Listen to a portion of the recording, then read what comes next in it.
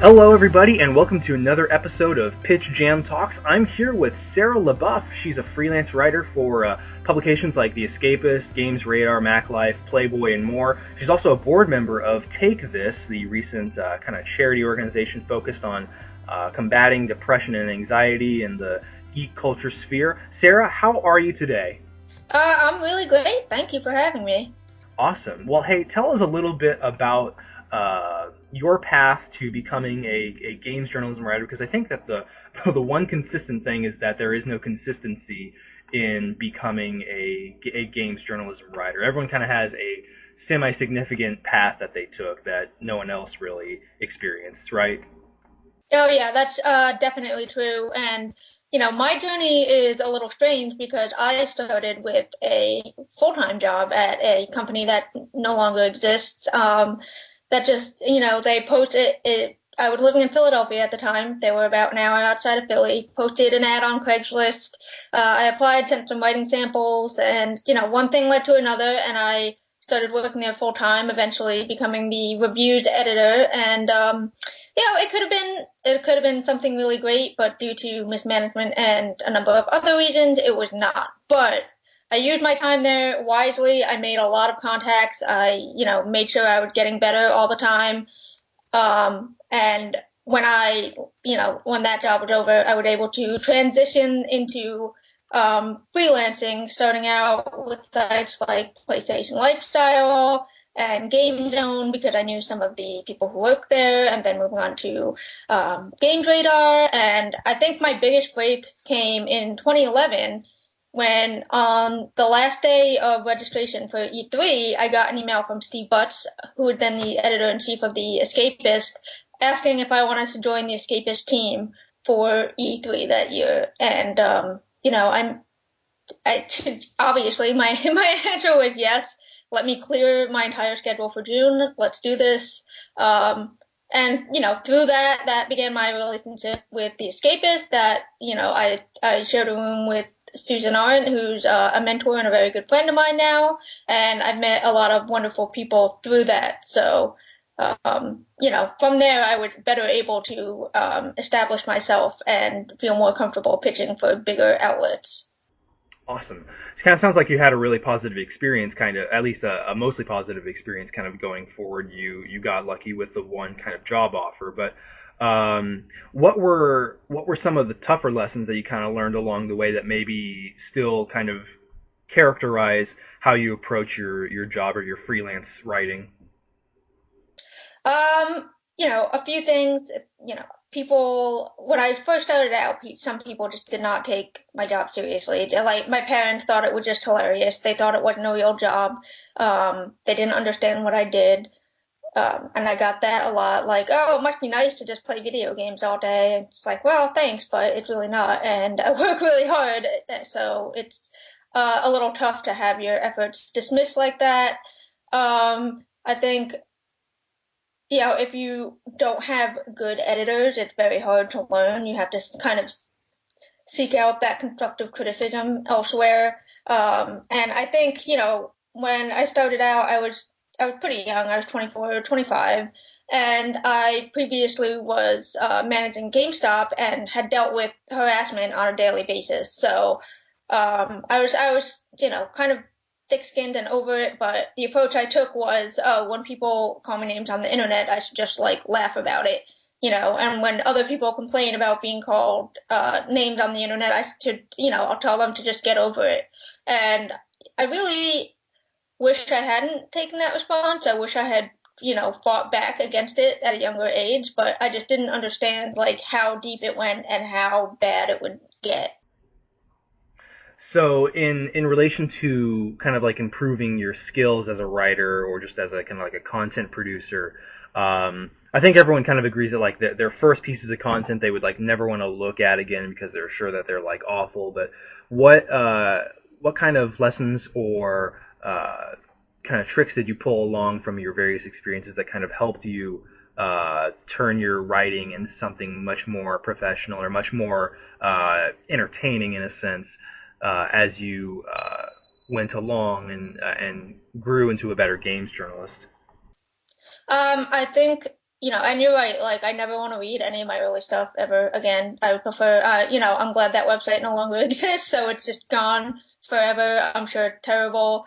But I think the biggest lesson you can learn is if you are lucky enough to work with really skilled editors, like take the criticism you get professionally. It doesn't mean you can't get upset to yourself. Like it sucks to get something back and it's full of, notes and red marks and you have to do a lot of rewriting. Like it does, it sucks, but it's going to make you better. So, get upset by yourself, but don't ever like say something to the editor like I don't think you understood what I was saying, or don't question editors, which I feel like that should be really obvious, but from the stories I hear, it's not. Just like appreciate it because it really is a gift. You're not going to get better without it. I think that's very true. Like, yeah, you get a lot out of being torn down and rebuilt up, right? Because lots of volunteer sites, which I know a lot of kids and a lot of younger writers kind of find themselves falling into because no one, uh, especially themselves, believes in their work. They tend to not get quite as bit of a critical glance from their editor, and thus they don't grow as a writer and learn, okay, here's where I suck, but I can be better. Um, awesome. So, in relation to kind of your experiences with uh, developing as a writer and developing kind of as a media personality who gets to meet various people and kind of develop professional bonds with them, one of the things that I've taken away from my college education, and I am a recent college grad myself, is that a lot of a lot of young women writers are very trepidatious about entering this industry, and because it seems obviously so catered to the male perspective and stuff like that. And I always thought that that was kind of tragic because actually more than a quarter of Pitch Jam's submissions come from female writers, young females who want to learn how to become better at this. So I'm curious what advice specifically you might give to those younger writers who might be worrying about something like that, or who might be stressing about some of the negativity that might come their way as a result of uh, less than kind perspectives from a poorly dominated industry. Yeah, I can see how the current environment would scare aspiring writers away, aspiring women writers, and I honestly can't blame them, but I hope it doesn't. I mean, I want to see more young women writing about games. We need more female voices in the game writing space and in games in general. Um, so I think what's the one good thing that has come out of all the harassment is that like so many women who are involved in gaming in some way, whether they're making games, community management, writing about games, PR, we just like all sort of bonded together. I've made some very close female friendships through the gaming industry and through sort of like a shared experience of sort of like the misery of getting harassed on Twitter or getting told to kill yourself on Tumblr, things like that. So I think my advice would be like look to other women. Like you can reach out on Twitter. You can, some have email available, and that's also the advice we gave on a panel we did at PAX East last year about being a woman writing about video games. It just, you know, look to other women, for advice, for mentorship, and don't ever let anyone tell you that your voice is not important and your hobbies are not valid. Awesome. So to you, ultimately, then, what makes a freelance story kind of like worth pursuing from your perspective as a writer, and uh, how do you craft a pitch or a story idea that you know will be published, or that you at least think will be published by a major editor? What's kind of that nugget you're looking for when you're searching for story ideas?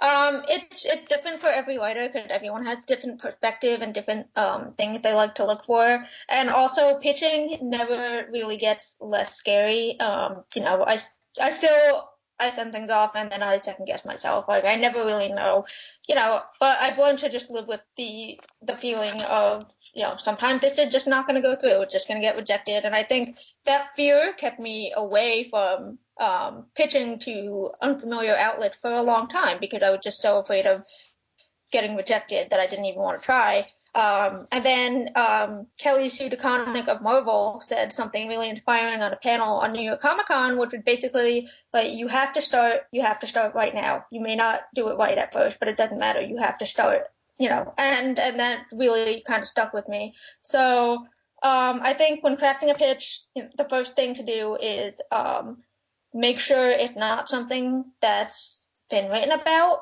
to death already. If it's like critiquing a game that came out months ago, and there's already been a lot of editorials on this particular subject, it's probably not going to add anything new to the conversation that would be interesting. For me, obviously I'm drawn to stories about, you know, um, sexist behavior in the game industry and why something as simple as a suggestive tweet can be part of a bigger problem.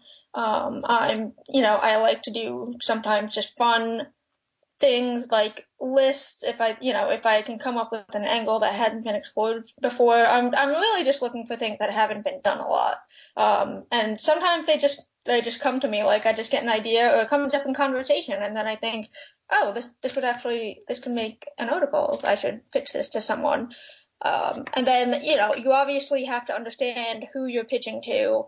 If like Playboy is more mainstream, so a super, super in-depth article about like the very minute details of various like obscure video games. It's probably not going to be a good fit for them, but it would be a good fit for, say, The Escapist or uh, another more mainstream gaming site. I think, and as far as when you're crafting your actual pitch, include a headline if you can. Make sure you have the word pitch in the subject line of your email. Make sure you are pitching to the right person at an outlet. Sometimes it's just a generic pitch, email address. Sometimes it's a certain editor you're supposed to be pitching to. Don't misspell the editor's name, and make sure, I know, again, it seems obvious, but, sometimes when you're nervous and you're in the moment, things just happen. And make sure everything, you have a couple short paragraphs about what your idea is and how you can attack it. And don't overpromise. Don't say, "Oh, I'm pitching this interview with Gabe Newell," if that's not something you have access to. Because if you pitch that, you are going to be expected to provide that on your own. No one's going to say, "Okay, well, here, go fly out to hang out with him and have lunch." So, and I know some young writers who have just made that mistake. They thought if they pitched an interview, the outlet would be able to put them in touch, but it's up to you to do that. So don't overpromise. Don't pitch something you can't do. Awesome. I was going to ask if you had like any last general advice for writers, and I was like, nope, she covered it splendidly. Well, thank you. Sarah, where can people find you on social media, and where can they find some of your most recent work? You can find me on Twitter. My Twitter name is Sarah the Beef, one word. Um, let's see. I also have a Tumblr where I occasionally reblog goofy gifs and write about video games. That's Sarah the Beef at tumblr.com. And as far as stuff I've written recently, I recently completed my first international assignment for The Escapist. I did a lengthy preview of Homefront: The Revolution, and you can also find some fun articles I did recently on Playboy and Arcade Sushi. Awesome. Well, this has been another episode of the Pitch Jam Talks with Sarah LeBoeuf. You can find more at goodgameswriting.com. You can follow Good Games Writing on Twitter at goodwritingvg, and you can follow me, of course, at Joseph Knoop, JOSEPHKNOOP. And stay tuned.